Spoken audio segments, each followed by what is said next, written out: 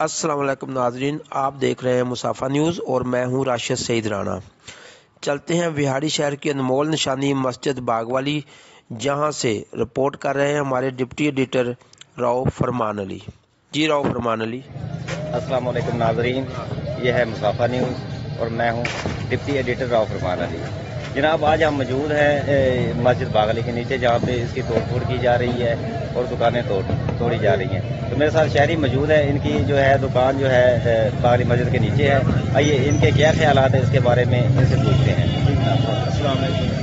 ये मस्जिद का लेंटर कमजोर है, इसी वजह से ये लेंटर तोड़ा जा रहा है। तो कम से कम ये काफ़ी दुकानदार बैठे हुए हैं, कम से कम 40-50 साल से बैठे हुए हैं। तो इंशाल्लाह इनको ही मिलनी चाहिए और हक भी इन्हों का ही बनता है।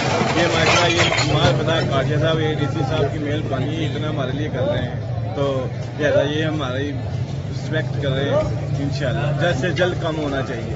जी जनाब, जी जनाब। ये डिप्टी इरफान काठिया साहब के ऑर्डर पे दुकानें तोड़ी जा रही हैं और मस्जिद तोड़ी जा रही है। इनका कहना है कि ये जो दुकानें तोड़ी जा रही हैं अनरिटर्न, इन्हीं लोगों को वो दुकानें वापस की जाएंगी।